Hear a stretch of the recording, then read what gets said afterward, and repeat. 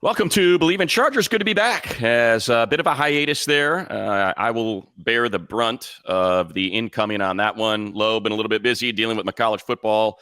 I should say college basketball season has been a little bit busy, so I apologize, everybody. Lowe's been ready to go, and I've been the guilty party of trying to get this thing squared away, flying all over to these college towns in Birmingham and Austin and West Lafayette and Bloomington, trying to figure things out as the NCAA tournament is upon us, which before we get going is probably just a good reminder to knock this out now. Hey, Bet Online, world's most trusted betting platform, your number one source for online betting in 2025. Seasoned fan, first-time bettor, Bet Online is your spot. Yeah, the largest selection of odds on everything from NBA and college basketball to the NHL and UFC. Bet Online continues to be your number one sport betting source. Every three-pointer, hat trick, Bet Online's got you covered with odds, stats, and more for every game, every play, and every win. Bet Online, the game starts here. So great to see you, Lo. It's been a while. Hopefully you're doing great.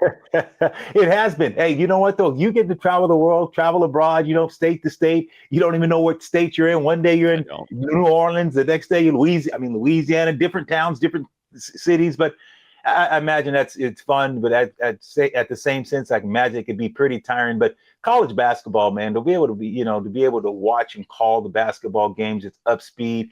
I was going to ask you, what's the biggest difference when you're talking about college basketball compared to the football? Is it a lot easier or more because it's a lot faster? You mean just like in terms of basketball versus football? Right. As far as the totally different. It's a play-by-play game, so it's all me. For the most part, I'm trying to get out of the way as best as I can so my man Robert Ory can get his analysis in there. Whereas football, I'm just, I'm kind of along for the ride. Daniel Jeremiah is breaking it all down, explaining what's going on and what these people are listening to and how these plays are making, forward gains or losses. So, yeah, it's a big play-by-play sport. So all I'm doing is trying to figure out what I can leave out. Really, it's like I don't want to include every pass, every pump fake, every, drive. So it's not just a barrage of my annoying voice over and over and over again. But I saw your guy. I was in Texas, in Austin, for the Texas-Alabama game, Rodney Terry, former basketball coach at Fresno State. I'm sure you know Coach. Absolutely. You should have told him I said hello, man. You should say, I work with your boy, Neal. Rodney Terry's a great guy. He's come over to the house for dinner. We hung out and had some great times together. He did a great job at Fresno. I was surprised that he ended up leaving, but Rodney Terry's a great man. He's done a great job with, having less, not necessarily the best athletes, but you give that guy a team and he can definitely compete. So an awesome coach, and I'm glad you have the opportunity to hang out with him. Yeah, great guy. Let's use that as a springboard here and stick with Fresno State, Low, because I don't think anyone's going to trade for Davante Adams, not with a $35 million salary that you'd be taking on. It's a base salary, so it's not signing bonus. Like, you trade for him, you are taking that on. And I think the next year is another $36 million. So he's 33 years old. I don't envision anyone's going to trade for him. That leads me to think the Jets are probably just going to have to release him as they're going to tear this whole thing down and get restarted. And I'm sure a 33-year-old guy that's chasing a Super Bowl is not interested in being there for a reboot. And he said he wants to be on the West Coast. And when you start breaking it down, you look at Seattle's already talking about cutting money and maybe trading DK Metcalf. You got San Francisco that's trying to figure out how to fit all these pieces in. They're talking about having to trade Deebo Samuel with this Brock Purdy contract coming. You got the Rams, who are moving Cooper Kupp's $29 million because they got money issues that they got to figure out in this Matthew Stafford situation that has to get resolved. I don't think he wants to go back to the Raiders. I could be wrong there, but that would be weird when they have no quarterback and they're trying to figure that thing out. I mean, it really points to the Chargers kind of being the one team. He's a Fresno State guy. I know you know him well. Just kind of your thoughts on how that piece would fit with this team to go with Ladd McConkey and Quentin Johnston and whoever they might be drafting. Yeah, it's just interesting because I love Davante Adams, a great guy, and he's a good man. He's a good person. It's just tough at times because of your frustration. Sometimes you're like, okay, I understand you want to win a Super Bowl, and I totally get that part of it. But so at times, if you just kind of say, okay, I'm just going to wait this out. I'm going to go put my head down. I'm going to be the outlier with the Raiders or wherever I'm at, and I'm going to outperform. I'm just going to play at such a high level that people are going to say, oh my goodness, look at this guy. He doesn't quit. He's on a losing team, and he took it through adversity. Now you're in a situation that your value's higher. When you demand a trade, or you kind of, I don't say quit, but you understood the situation with the Raiders, so you said, I got to get out of here, and then you go to a maybe even a worse situation. It hurts your value. But the great thing, like you just alluded to, kind of come full circle. It's great for the Chargers because now they're going to get a still guy that can play at a very, very high level. Reminds me of a Keenan Allen, but a little bit more crisper and maybe, kind of more fluid. But you got to realize you talk about missing a Keenan Allen. Now you having a guy that you can bring back in the fold that can be reliable, consistent, and he could help Ladd because Ladd has shown that he can be a true one or number two. Yeah. Doesn't matter. He's shown that he has a speed. He can separate. He can do everything. So Ladd, now, if you bring in a guy of that caliber and now couple that with a tight end, you got to get a tight end, a guy that's going to be consistent at that position. I think you'll have a top tier receiving core if you brought in the receiver because of the fact what Davante Adams can bring to the table. Yeah, I'll tell you, you mentioned it. And that's the one thing about Davante's. Look, typically you hit 30 and as a receiver, it's almost guaranteed that because it's an explosive athletic position. Yep. Davante last year, think about the quarterbacks. That guy was, Gardner Minshew, Aiden O'Connell, bomb. And then he goes to the Jets, and that's just a complete circus as it's falling apart. And then you look down and you're like, okay, he's got 1,100 yards and 8 touchdowns with that adversity. And on top of that, then you go into the advanced statistics and you see the contested catch percentage and the yak and the outlier numbers. Like he is an elite receiver against man coverage, elite. So you can put him out at the X, and Herbert and how freaking accurate he is. Davante Adams, a guy that's going to be exactly where you want him to be at the exact time you want him to be there. And, that's the thing with Ladd. Like you said, look, Ladd's a one, man. Ladd was drawing double coverage. Ladd has drawn triple coverage in that Houston game because that's the only guy they were afraid of. And he plays the slot and still winning. And that's the thing with Keenan. Like all the people are like, oh, bring back Keenan. I'm like, yeah, I get it. But just keep Ladd in the slot. Can he play outside? Yes. Can he win outside? Yes. He is devastating in the slot. Keenan cannot play outside. Keenan is a slot. He's a big slot, but he is a slot receiver. Davante can play outside. He's going to play the X, and that can then put Q at the Z, and he can do Q things where he's not worried about getting downfield. So, and I bring it all up, and we start here because you would have thought that we start with T. Higgins because that's what people are all excited about, but it certainly sounds like as the franchise tag window just opened yesterday. We're doing this on Thursday, Feb 19, or Wednesday, Feb 19. It just opened yesterday on Tuesday.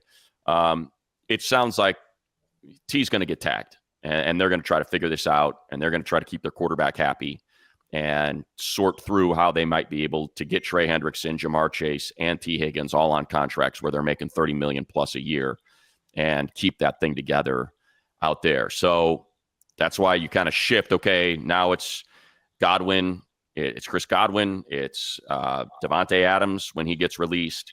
It's Darius Slayton. If you just kind of want that one-trick pony to take the top off and open things up underneath. And then it's the draft that you start talking about. If T-Mac is going to slide a little bit, would the Chargers be willing to trade up to get a guy that reminds a lot of people of Mike Evans? Just that huge body, incredibly fluid athlete, exceptional speed. I think a lot of it will depend on what he runs when he gets to the combine. I'll be out there next week, but he's a guy that's got a profile of a top 10 pick, of a top 5 pick, really. So it's an interesting thing that came up the last couple days, and man, it feels like it can really line up for it to make sense for the Bolts. I think you're absolutely 1,000% correct. Davante Adams would fit the Chargers so uniquely, and it'd be great because, like you said, he could play the Z, and he is a true outside receiver, can kill against press coverage. You can't. He's so quick off the line. He still has explosive, and he's hard to cover. And he knows how his body control, position, knowing how to catch the ball. And now you put Ladd in slot and let Ladd be Ladd. I'm telling you, this would work for the Chargers. I'm telling you, it would have Herbert with Herbert. Like you just alluded to earlier, Herbert, what he can do with the ball. Yeah. If you have 2 receivers of that stature, and now you throw a tight end in there, now you have other guys. it would have this offense even cooking at a higher level. And yeah, we know you definitely got to approach the running back position too, because you got to have more consistency at the running back. But if you can get a guy now instead of 35 million, now you say it's incentive based. You can tell. And how do you get a guy of that stature to say, I'm going to pass up a lot of money because he wants to win? You went on a team that went to the playoffs. You see what Harbaugh's doing. He's tired of being on. Think about where he's been. He's been on quarterbacks that are either on the downside. Aaron Rodgers is on the downside. He can't. Right. He's not Aaron anymore. But Hall of Famer, first ballot, unbelievable quarterback, MVP. And then you're talking about Gardner Minshew and the guys that you talked about. Think about now. For the last several years, you've been begging for the ball. You've been wanting a guy to be able to get you the ball. Now you're coming over with a top 5 or top 7 quarterbacks in Herbert. If you're Davante Adams, you should be licking your chops and say, not only do I not necessarily, I know how I can get the money, because now you can go incentive based. You can have a bunch of incentives, and you're going to be hungry because you're going to have opportunities to catch the ball here with the Chargers. You're talking about getting back to the West. What better place? Who has it better than us? Exactly. I think, the numbers obviously are going to be part of it. And if I don't know whether or not the Chargers were interested in T. Higgins, knowing that number was going to be north of 30 million. They're going to have, depending on what they do with Joey and what happens with, right now he's 36 million. If you move on from him, you're looking at an extra 25 million. You've got to re-sign Rashawn Slater. That thing's going to be sniffing 30 million, if not more. So that basically just cancels each other out.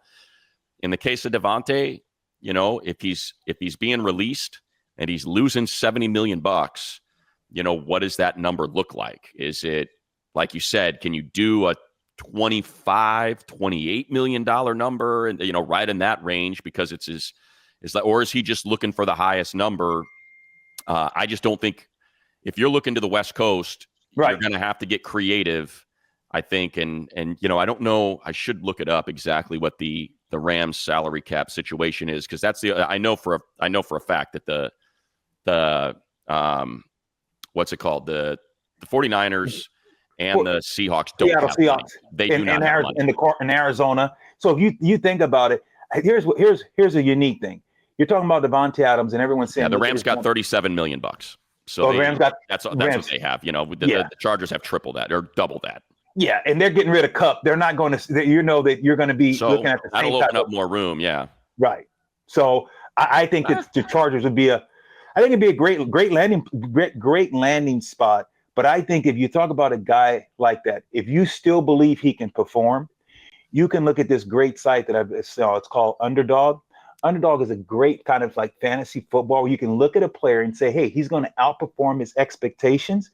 And you just say, look, this guy's going to have over 70 yards. You take the over. You say, I got Davante Adams. He can do it. It's simple. And all you got to use is a code BOLT. That's it. Use the code BOLT. You can go out there. You can play Underdog. It's simple. You can got LeBron James. You think about basketball. You want to think basketball, LeBron James over 23. Just pick him. And you know what? And you win. It's instant. So it's easy. It's easy to play. And you got to use the code word, just BOLT. Very simple. And we know they got a big guy named Joel. What he does on the golf course is absolutely amazing. You can use him. How many shots? What strokes? How many pars? How many birdies? It's simple. So that's another thing that you can use. I knew I could slide that in there, money, and make it smooth. Always low. Always low. Give it to them again. What do they got to do? What do they got to use? Just use the code BOLT. That's right. BOLT.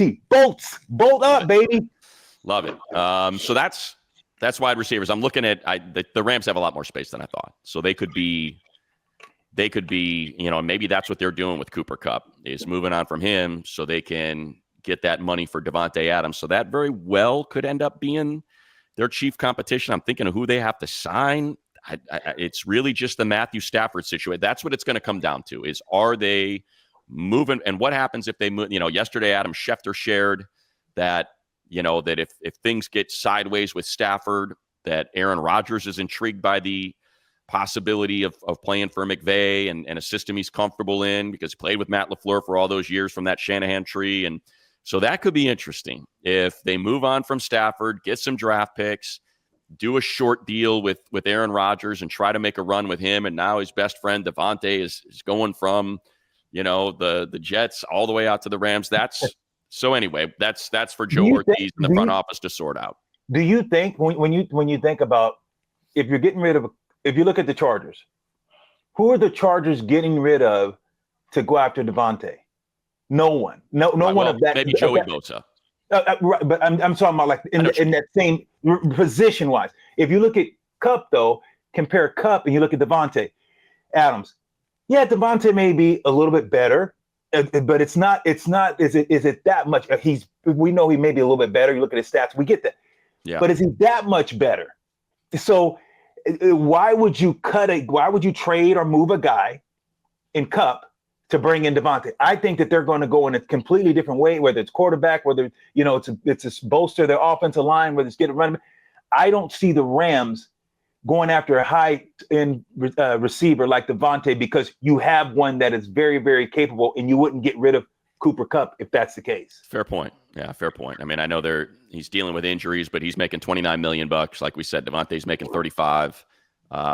Maybe they're just concerned about the health and the fact that he's missing games. And so you replace that vet with another vet. You got Puka Nacua, Tyler Higbee, Kyron Williams. I mean, you have a team that can win a Super Bowl in the Rams. You think about that fourth down and Jalen Carter flying through that line, forcing the incomplete pass. I mean, that thing goes a different way, and the Rams are hosting the NFC Championship game. So you certainly have the pitch of we can win, and we can win right now, Davante. But that to me would be the sort of the one team that might be the chief competition for the Chargers for Adams. So let's move on from that to running back. Really outside of J.K. Dobbins, bringing him back, which I hope they do.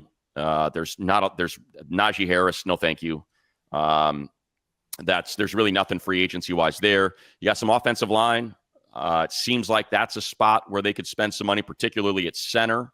People are talking about Ryan Kelly, about Dahlman in Atlanta. Seems to be the highest rated center out there. The one thing I'll say is I know this team really, really likes Bradley Bozeman. I know that maybe the performance wasn't quite where you wanted it to be. You kind of knew what you were getting. He's a guy that's pretty darn good moving forward, struggles a little bit moving backwards. But I know they love him in the room. They love him as a captain of this team.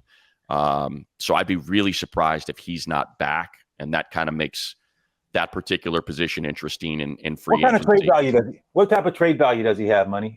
Who's that? Bozeman? Well, he's free agent. He was just on a 1 year, $1 million deal. So it's just whether or not you want to bring him back is kind of the deal there. So, I think they're going to be I would assume they're going to be in they're going to be in the market for a guard, for certain. No doubt about that, just because of Trey and the fact that he's a $9 million salary. That's fine at right tackle.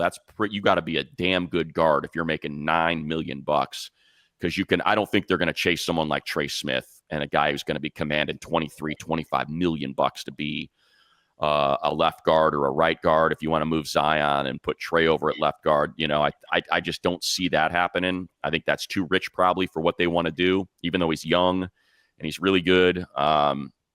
So I think it would be kind of that next tier of guards that would be available. So that to me is where they'll go shopping. Could they shop at edge? Maybe. I think the draft is so deep at defensive tackle, so I think they're more likely to find a tackle in the first 3 rounds than in free agency. Could they shop for a corner? Yeah, we've talked about it. DJ Reed maybe of the Jets could be interesting. So they got a lot of money. I'm looking at it right now. $65.6 million, 5th most in the NFL is what Spotrac's got them at. So, and that's before now. Like I said, re-sign Khalil Mack, re-sign Rashawn Slater. Probably going to want to bring back Poona Ford, Tier Tart, J.K. Dobbins. I think a lot of that's going to go to their own players, and that's something Coach Harbaugh talked about. We want to try to keep this thing together. We like this group, so I think you got to figure that into the calculus as well. You do, and unfortunately, some of those guys you're not going to be able to bring back. I think you got to. You look at the middle when you're talking about center guards. You have to get better. At times you saw Herbert off his spot because someone's push and break through in the middle. You've got your tackles. What are you going to do in that middle to help solidify that for quarterback and step up? You saw that in the Super Bowl. You saw Mahomes. Mahomes couldn't be Mahomes when you have a line that can press you from the middle. and your outside pass rushers stay in their lane, Mahomes couldn't be Houdini. They got him in the middle. When you can have, if you make sure when you're on defense and offense, if you can have push and now the quarterback can't step up or run, when you have speed rushers, think about the quarterback sees that lane and he's hitting either side. But when you got guys in that middle that can push that pocket back, the quarterback can't climb, it is a nightmare.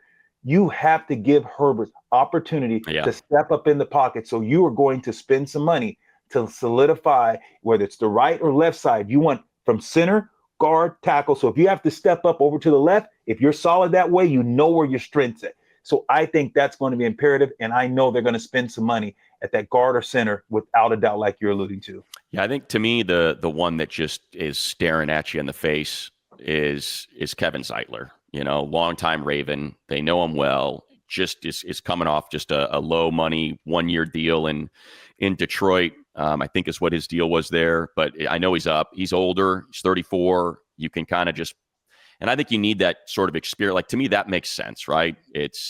He knows the system. He's played for Greg Roman forever. He's a giant guy, 6'4", 340. You put that experience inside of Alt at that right guard.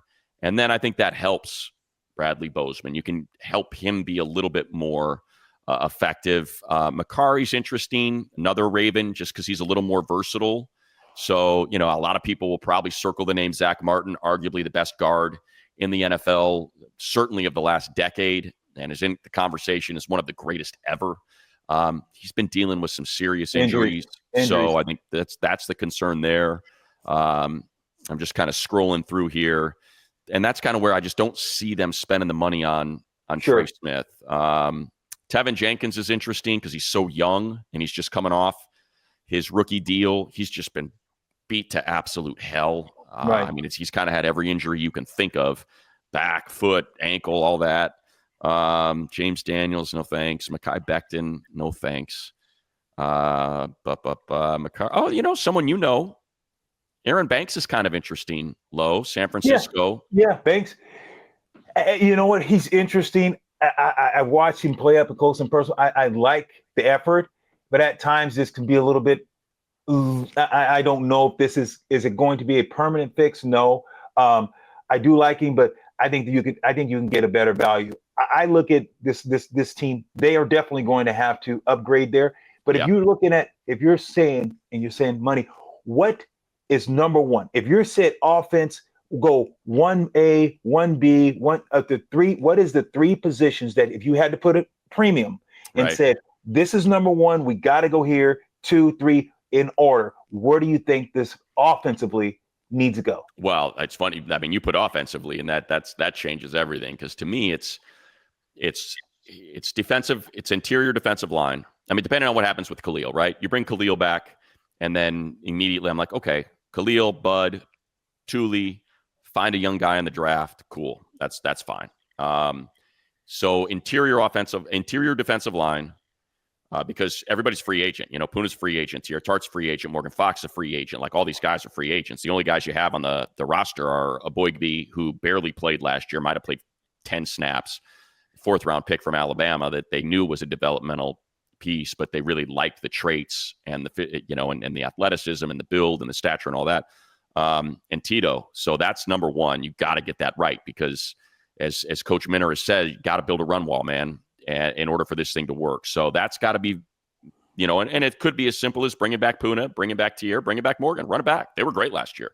But it would be kind of cool to think about, upgrading that position.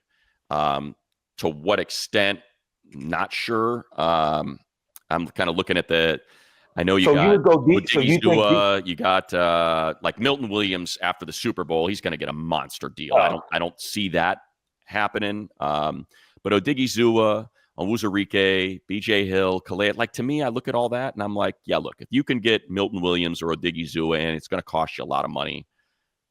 If you can't get them, then you know what? I'm good with the guys, man. Just bring Puna back. Bring Tier back. Bring Morgan back. You're going to bring Puna back. You're going to bring. He'll probably be the guy they overpaid for because you got, like you talked about, you got to build a wall. Khalil Mack is he likes being here. He understands.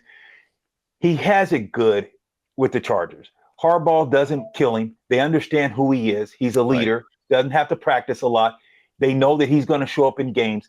I think you're going to have a bargain with Khalil. But Puna, he played well for you. You got to build that wall that you're talking about. Here's the thing, though, Lo. I think real quick on that. It depends on the market, right? So this year, the draft, I was talking to DJ as he's getting ready to do the combine for NFL Network. Yeah. He said it's the deepest. It is the deepest interior defensive lineman class he has ever seen. He's like, you're talking about getting guys. He said, in terms of like his top 100, you're talking about 20, 25 guys that you're getting what he thinks in other years could be a first-round talent in the third round at defensive tackle. So that then changed the market because teams are like, all right, do I want Milton Williams for $27 million a year, or do I just kind of dig into the draft and take advantage of what's this incredibly, Derek Harmon in the second round if he lasts. You got Shamar Turner, you've got Josh Farmer from Florida State, that people love because of his traits. And that guy could be picked up probably in the third round. Jordan Phillips from Maryland.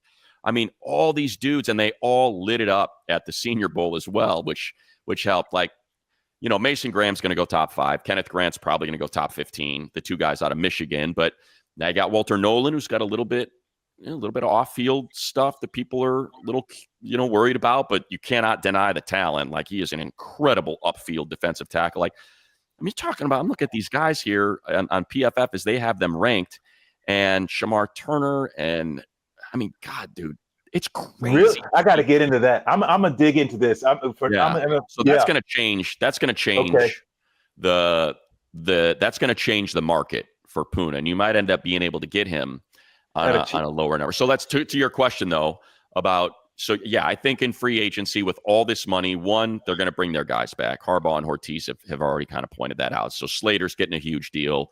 I think JK comes back, but in terms of free agency, I think that guard position that we talked about is probably number one. Guard, wide receiver, probably number one. Like I said, I think you look at Zeitler and you look at, I'm just trying to make sure we already went through it, but yeah, you look at Zeitler. I think Trey Smith is going to be too expensive. Will Fries is someone who's been mentioned that maybe they're interested in from Indianapolis. You bring him and Ryan Kelly in at center, and now you've got two guys that have played next to each other for a while here that are very comfortable with each other. You drop them in between, Alt, Zion, and Slater, and you feel pretty good about that. So that's that spot. We already went through wide receiver, in terms of Davante, and that's T. Higgins. It feels like T is going to get franchised. Chris Godwin, Amari Cooper, no. Stephon Diggs, no. DeAndre Hopkins, no. Marquise Brown, no. Darius Slayton's interesting just because of the speed and how you can open things up. Keenan Allen, we mentioned, no. Deontay Johnson,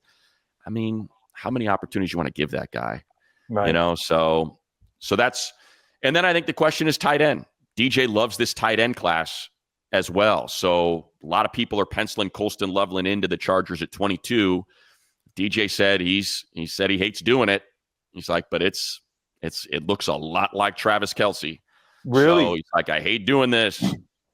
But I think as the combine, as you get through the spring season, Colston Loveland's going to start shooting up the board. You saw what Brock Bowers did in Las Vegas, and what Sam Laporta means, and what, Dallas Goedert means in Philly, and Travis Kelce in Kansas City, and just how important that tight end position is. So Tyler Warren's going to go in the top 10, it feels like. Colston Loveland might not be there. And then you start looking through that second tier of Elijah Arroyo, who's crazy athletic. I know people love Mason Taylor, Jason's kid, and his athleticism. And they don't even think, DJ said he didn't even think he's going to be there in the second round. So then you start looking at the free agents. There's not a lot out there free agent wise, but they've got to get a pass catching tight end. If they're not comfortable with Stone Smart, and they're not going to put him out there to be that athlete at that position, then they're going to have to get one of these guys in the draft, or they're going to have to go out and, like I said, make a trade maybe. I know Herbert's former tight end, Juwan Johnson, is down there in New Orleans. He'll be a free agent. So maybe that's a possibility. So, yeah, that's kind of where I would put it. You got an upgrade though. You have to. You got to get a guy that can catch the ball, that can stretch the field. If you Yeah. look at tight ends, you looked at look at the Raiders. I mean, horrible team, but look what a tight end can do. A tight end. Look at Gates. When you think about congratulations, Hall of Famer. There we go. Exactly. We haven't been on since then.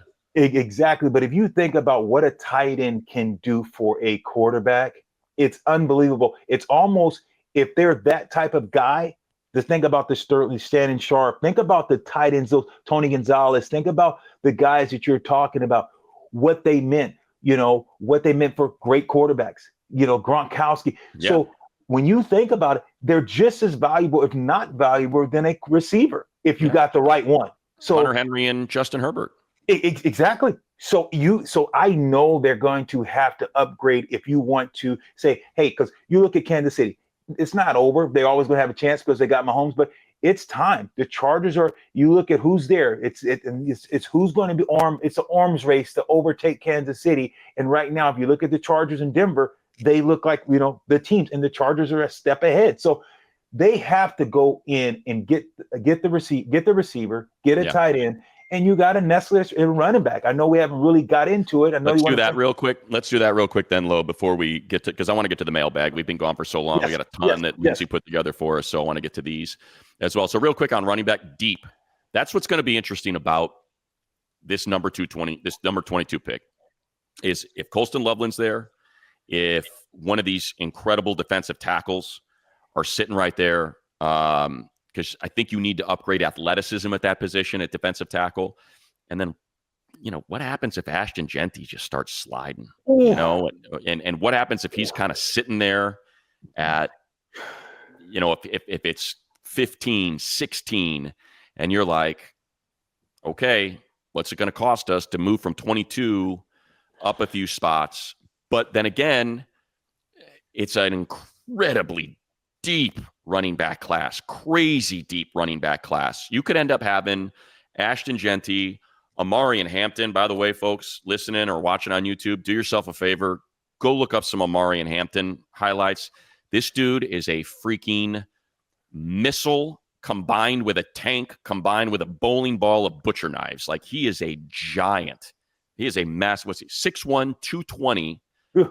DJ said he's 6% body fat. You just watch defenders bounce off of him. He's got explosiveness. Like, he runs in the 4.4s in Indy next week. That dude's in the first round. And he very well could end up being their guy at 22. But then you go behind that, you got Cam Scattaboo, who, if he runs in the high 4.4s, low 4.5s, you're talking about a guy that is going to work his way into the second round. Yeah. You got Dylan Sampson from Tennessee, more of that athlete. Travion Henderson, you saw the national championship game and what he and Judkins were doing. Henderson looks like Bucky Irving. Reminds me of Bucky Irving in Tampa, just that explosive. So that's a deep class. It is. Yeah. But you have to get somebody. They're going to take one of those guys. They are. So you think how serious do you think they are if the right guy's there, that they'll do it in the first round? You don't think? I mean, that's the thing. Like, think about what could be available to them, right? Like we talked about, like with defensive end. If they've, the edge, look, Joey, I don't know what's going to happen there. I just can't imagine him on this team at 36 I'm here in San Francisco. I'm hearing that, hey, playing with his brother. So I think those days in LA, it might be done for him as a Charger. So if you got one of these edges, if Michael Williams slides, if Mike Green slides, James Pierce from Tennessee, like if they end up sliding, then that's incredible value there, And then you go, like we said, defensive tackle, interior defensive lineman. We already went through all those guys. You go to corner, you got Barron, who is really a nickel. And we've seen what happened with Cooper DeJean and what happened with Brian Branch and how those guys that are primarily nickel slide. You don't think if we redrafted Cooper DeJean's getting drafted in the first round, the top 25, like Brian Branch, you don't think he's getting drafted in the top 20 if they get a chance to redo this? So, and look, we got Derwin playing big nickel here. So whether or not that lines up, but I would assume those guys can play outside. So that's an interesting one, right? And then we already talked about the running backs. What do you do if Ashton Genty or Amari and Hampton are within reach? And then what happens if T-Mac, if T. McMillan from Arizona, Servite guy from here in Southern California, we talked about his profile, 6'5", 212, blazing fast, crazy contested catch rate. Think about that guy at the X. You've got that possibility. Just going through all the positions here. We already talked about tight end, Colston Loveland sitting there. How do you not take a guy that DJ compared to Travis Kelce? And then interior lineman, Tyler Booker. Again, I keep referencing DJ because he's on the broadcast and he's the number one draft analyst in the NFL. So it's great that we have him as a resource. He said what was his quote?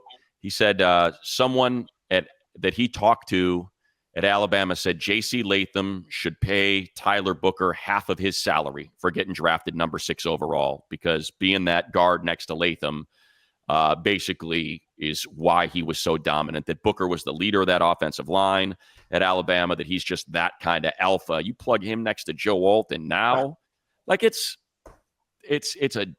the positions of need for the Chargers are deep, and so they're going to get a good player there at 22. I just don't, I don't know what direction it is, but I feel like whichever one and you know what, I bring up Tyler Booker just to say, if we're doing the draft party, last year I was at Topgolf when we did the draft party and they drafted Joe Alt, and everyone was like, oh, Malik Neighbors. And it's like, how did that play out? And it's like, if they draft Tyler Booker, just think about the 52% pressure rate that Justin Herbert was under against the Houston Texans and the inability to get anything going offensively, if that's what the pick is. Don't freak out. If it's a defensive tackle, think about the Super Bowl and what it looked like with Jalen Carter and Jordan Davis and Milton Williams for the Eagles, and how they absolutely wrecked the Chiefs. And that's why it would go that direction. So yes, we all like the idea of Ashton Genty. We all like the idea of T-Mac. We all like the idea of Colston Loveland, but up front is kind of where you build in the trenches. Yes, if they decided to do that. All right, you want to go through some of these real quick? Let's do it. How many O-linemen did the Bolts? Okay, so a lot of these we already got to. This is Angel. How many O-linemen did the Bolts sign in free agency? How many D-linemen did they take in the draft? So I feel like we kind of went through that, right? I think, you could see a center guard, maybe Ryan Kelly, Zeitler, Ryan Kelly, Will Fries. Which Michigan player is more likely to get drafted by the Chargers, Kenneth Grant or Colston Loveland? So you got the D-tackle versus the tight end. Both really deep positions. I'll put it to you, Lo. Kenneth Grant is a freak. I mean, a freak. He is a 340-pound nose that you can kick outside if you want on pass rushing downs, and he's going to get home. So you got that versus a tight end that's being compared to Travis Kelce. What do you want to do? Well, I think it's Kenneth, no question, because you talk about building in the trenches. Now you're talking about building that wall, but these guys aren't going to be there. But if you said a perfect dream list, absolutely, it would be the D-line, because you got to build a wall and you got to stop the run, because we've seen that the run game, it's back in the NFL. Should the Chargers double dip it and at guard through the free agency and the draft? Do you think the Chargers will sign a center or draft a center? Love what you guys do. Bolt up. I mean, I know you're kind of advocating for it, Lo. Double dip, right?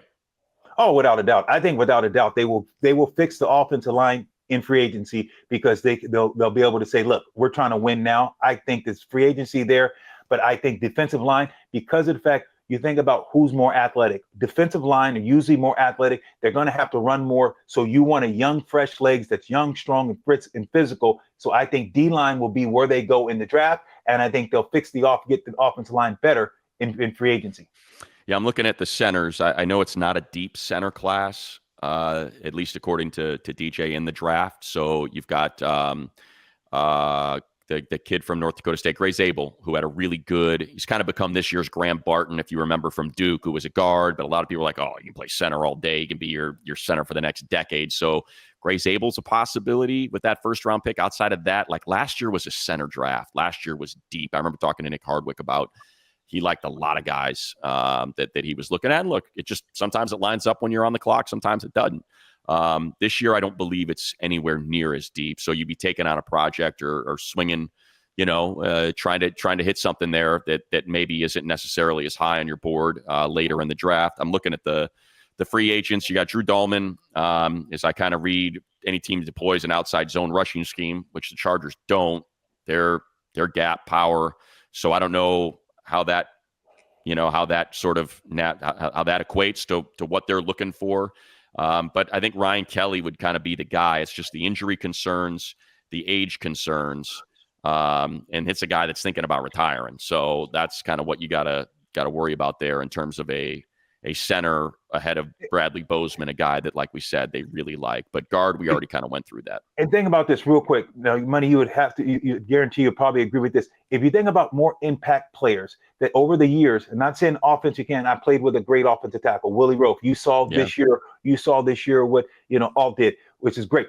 But usually defensive players, defensive line, outside pass rushers, because athletically they have more of an opportunity as young guys to impact the game because it's athletically, offensive line's more physical, and it's usually it takes time for them to grow into their bodies. Right. Yeah. And that's, Alt is just a freak. He's an exception to the rule. The fact that guy gets dropped in as a rookie and becomes one of the 5 best right tackles in the NFL just doesn't happen like that. No. Now look, the Chargers did it twice. They got Rashawn Slater. And his rookie year, he was one of the 5 best left tackles in the NFL. Like, that's how good he was, and that's how good Joe Alt is. So at least that problem is solved. And I'm sure we've heard Coach Harbaugh say it repeatedly, tip of the spear. It all starts with what other position? You remember what he said at the owners' meeting? What other position doesn't rely on anyone, but every other position relies on to be successful? Offensive line. Yep. So you would assume it's going to be addressed. All right, this is from Derek. Love the show. Any news on whether Jesse Minter will be staying with the team or exploring other head coaching positions? What do you think will happen? Low. So that was for me. Jesse Minter staying with the team. All the coaching spots are full. You can't take him away to be a DC because he's already a DC. So it would just have been a head coaching opportunity. So that's not happening. For Lorenzo, what did the early offseason look like for you as a player? Did you take time away, or were you right back prepping for next season as soon as the playoffs ending? He's from Alberta, Canada. Bolts content like yours helps me get through these long winters. Appreciate you, Derek. And hey, and also Derek, as much as I appreciate that, F you on Friday, right? USA, 4 nations. 4 nations, baby. I like that. I watched that. Woo, I saw that. That was nice, Money. How about that hockey game the other day? So good, man. Woo, So good. Wasn't that awesome to just watch just teams go at? That's sports. Just there's 2 guys. Oh, I know you love it, Lo. Money. I was like, let me out there, nice, baby. Put it in nice. So I was in real quick. I'll get this real quick. Please, I was in Alabama calling the game. Drive back from Tuscaloosa to Birmingham. Go to the bar in my hotel for dinner because it's a little late and I needed to put some food in my belly, my fat belly. And as I sit at the bar, there's like 4 TVs. One's got like Mississippi State, Arkansas game on or something. The other one's like Arkansas State versus something else. And I say to the bartender, I'm like, hey man, and there's 3 people sitting. So it's a rectangular bar. I'm sitting here by myself. This side's got 2 couples, guy and a gal. This side's got 3 people, 2 guys and a gal. And I say to the bartender, I'm like, hey, man, hockey game's about to start. Would you mind putting it on ABC? Could I just get it on one of these TVs? I get it. It's SEC country. I don't want to take anything. But if you could just point me to one of the TVs, wherever, I'll go sit wherever. I'd really like to watch. He's like, yeah, no problem, man. We'll put it on right here. So we put it on. National anthems. They're booing the national anthem. I look to my right, and I see this guy go, is that somebody booing a damn national anthem over there? And I was like, oh, yeah. It's like, it's the hockey game. It's the 4 nations game. He's like, hockey? What are you talking about? And I just kind of say, oh, yeah, it's 4 nations. It's Finland. It's Sweden. It's USA and Canada. And they play each other. And he comes, kind of walks over. He comes over by you? This is good because he hears them boom. Yeah, okay. Oh, yeah. So he sits down. And then all of a sudden, puck drops. Matthew Tkachuk, come up. And he's like, whoa. And then all of a sudden, the people over here, they come over and they're watching. And they're just like, what's this? I was like, I guess Team USA didn't like that, man. They didn't like him booing the anthem. They're like, oh, damn, I don't like it either. So, all of a sudden, we got all these people that have never watched hockey before in their life. And the bartender was like, I don't think we've ever had a hockey on in here, man. I'm going to be honest with you. And I was like, here we go, man. We're partying. We're partying for the flag. Let's for Old Glory, red, white, and blue. And we all just kind of sat around. Everybody moved to that side. And is that right? So all the TVs, forget SEC basketball. They all come over there, buy you money. They want to watch the hockey game. Baby, it's my basketball season. Right. 9, I think it was 4, 5, 6, 7, 8 of us all lined up right there just watching it. And I was like, oh, that's awesome. That was an awesome game. But now the offseason, man, I took a couple of days off, a week off or so, but I was right back training. You especially after you're watching the Super Bowl, watching the guys that you played against, watching guys you dominated against, watching guys that beat your butt, and you're like, I got to go ahead and start training. I want to make sure that I'm not the one. So I really never took a lot of time off, and then toward you get closer to the season, you even intensify even more. Yeah, look, you can speak to it. I can't. I'm a weakling. I wear size 30 jeans, so whatever. So yeah, here we go. Bet online. Want to mention this. Odds for USA game. Will there be a fight in the first minute? Plus 1,000 to 5,000. So check that out from our friends over at Bet Online if you're into that. Let's see. We already did that one. If Mack decides to not come back, will we try to keep Bosa around a little longer? It's a good question.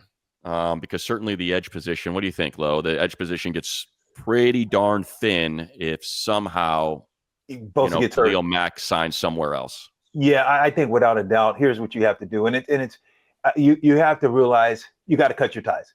Bosa's been great. He might come back and retire a Charger because what he's done. This guy is friggin' unbelievable pass rusher and still plays at a very high level. Injuries has been the Achilles heel. You can't afford to bring him back because if you lose Mack, if you don't have Mack, you got to go say, hey, look, I got to have someone that's durable. I got to have someone that's going to be able to play. I know this Joey Bosa. I know if he's on the field, if he's well, he's hell, and he's a game changer, game wrecker. But you can't afford to take that chance. Without a doubt, I don't think Bosa will be back next year. Yeah, to me, it's up to him. It's going to be up to him because they're going to ask him to take a pay cut for the second consecutive year. And I think it's up to he and his agent to figure out what his market value is outside of here. So it's like, I think if it were up to him, if Khalil were coming back, those two have forged such a strong bond. I think he'd like to come back.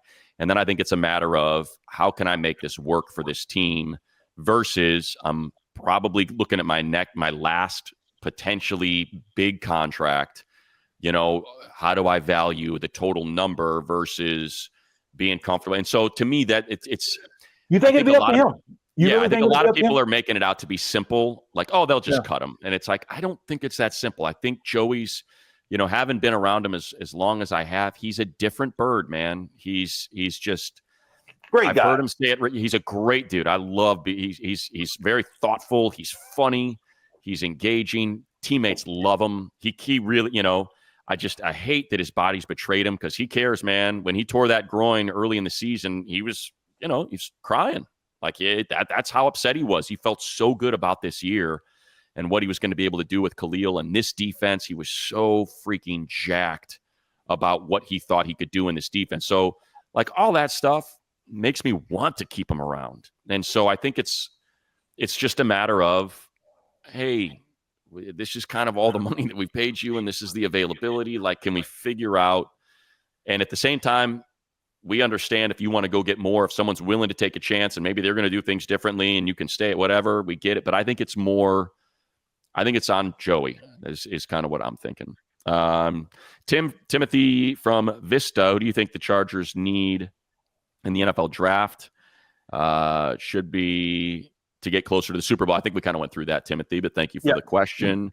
Time to move on from Joey. Yep, just kind of got through that. Take on the Chargers, possibly targeting Trey Smith. So that's BT. We kind of got into that low. I think if Robert Hunt got $20 million last year as a middle of the road free agent from the Dolphins, you're probably talking about $25 million for Trey Smith, and I just don't see him doing it. I think they're more likely to go the Zeitler route, which will be a third of that for a year, and see if they can figure something out. That'd be my guess. Do you trade for a Debo? Do you as a gimmick player? No way. Not, at least I don't. I mean, I shouldn't say it that way in case they do. No. But to me, it's, and I said the Dolphins. He was a Dolphin. He signed with the Panthers for all that money. Robert Hunt, that is. No, it's too hard, man. It's too gnarly of a game to be giving him 5-6 carries at running back. And that's where his value is, if he's not taking any, and I don't, to me, it's not worth it. It's not, I don't want to bring that risk on, just the amount of injuries he's taken and what his value is. You know what I mean? Like his value is you've got to hand him the ball in the backfield for it to be worth the amount of money that he's making. It's not worth it to just have him out there running routes. If he's cut, what does he fit? Could he fit this type of offense? Or because he's not a true number one. He's not a guy that can beat man coverage. He's not. He's just stiff. That's what I mean. So it's kind of one of those. In order to do what he does best, you bring in the not even possibility, but the likelihood that he's going to get hurt, and like, to me, that's just too much of a risk on the Debo front. All right, here we go. Oh yeah, and then I think I said it right on Trey Smith, just a little too rich. Yeah. What do you think would be the most realistic scenario as to who the Chargers end up with? Wide receiver, tight end, running back after free agency and the draft, and what would be your dream scenario? Well, for me, dream scenario would be Ashton Jeanty running back. And I'm just trying to be look. Dream scenario: Ashton Jeanty running back, T. Higgins wide receiver, and and then tight end. I'm going to be realistic. If you take Jeanty, you're not getting Colston Loveland or Trey Warren. So I'll just go. I like Mason Taylor. That would be dream. Yeah, you get Jeanty in the first, Taylor in the second, and T. Higgins in free agency would be the dream. What's realistic? Jeanty ain't going to be there. He ain't going to get past the Steelers at 20. But you could trade up. If he starts sliding, you might be able to trade up to go get him. So let's just say realistically, instead of like dream scenario, let's just say, Amari and Hampton at 22. If they're going to franchise T. Higgins, Davante Adams at wide receiver, and then same deal, Mason Taylor at tight end, I guess would be kind of where I would go. Yeah, I'm with that. I think Davante Adams, I think it's realistic. I'm not going to go dream of this. Realistically, you get Davante Adams because he's going to get cut. He's going to get released. He is a true number one. Find a way to get that guy, bring him in.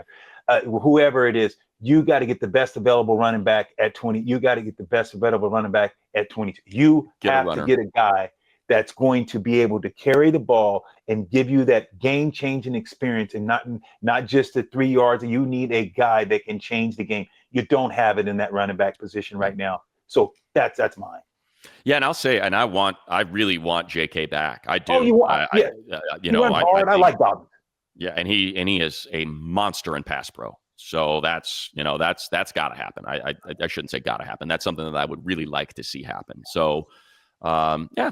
All right. That's nearly an hour, Lo. We knocked it out. Yeah, that was quick. So, didn't feel it.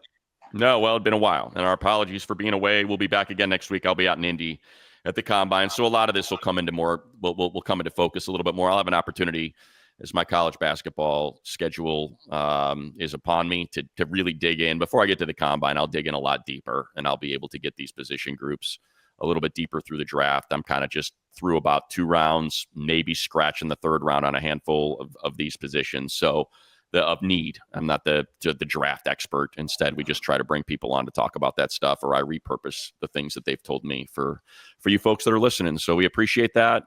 Keep the questions and comments coming on the YouTube there. We love pulling those, or on the Reddit. Keep downloading and reviewing and liking if you don't mind, and passing it along, because we're back, and we'll be back now. And see you in Brazil, September 5th, Lo. There we go. How about that announcement? So very excited about it. I love the international games. Loved going to Mexico City. Loved going to London. And now very excited to go to Sao Paulo, Brazil, September 5th. Yeah, Thursday will be the kickoff with the Eagles. And then just like last year when the Eagles and Packers played in Brazil, the following night after that Chiefs-Lions game, or Chiefs-Ravens game, we'll be doing that Friday night. I think 4 hours ahead of us here, Pacific time. So it'll probably be a primetime affair here on the Pacific time zone where we are. And don't know who the opponent will be. If I had to handicap it, I could see maybe a rematch of the wild card round against Houston, because the Chargers are hosting, so it's their home opponents. They host the Colts. I'd love that. They host the Texans. I could see that maybe. I could, the Chargers played the Chiefs in Mexico City, so they are certainly not adverse to doing an international game with a division opponent. And I think of all the division opponents, the one that would probably make them the most sense, I think, would be the Raiders. I think the fact you have to go, if I were the Chargers, I'd be like, hey man, it's already a home field advantage for the Broncos. We got to go to Mile High and play in the altitude. You can't negate our home field advantage in LA by sending both of us down to Brazil. And, there's got to be some some equity there. Last year, there were more powder blues in Las Vegas in Week 18 than there were Raider fans, so I got no issue there if you take the Raider game away from here. So that'd be my guess. That would be 1 and 1A, I think. If I had to put some bet online odds on it, I would say it's one of those three: Raiders, Broncos, or Texans would be my guess, with maybe the Texans as the favorite. There we go, man. Shoot, well, I can't wait to get to Brazil with you. We have to do it from Brazil, baby. Let's get go, you on baby. That plane, man. Let's get you on that plane. All right, everybody. Appreciate you checking us out. Big thanks to Lindsay for getting this thing put together. And again, sorry I've been dragging ass a little bit in getting this thing going, but we'll be back, and we'll be live from the Combine next week. Cheers. You're the best, Money.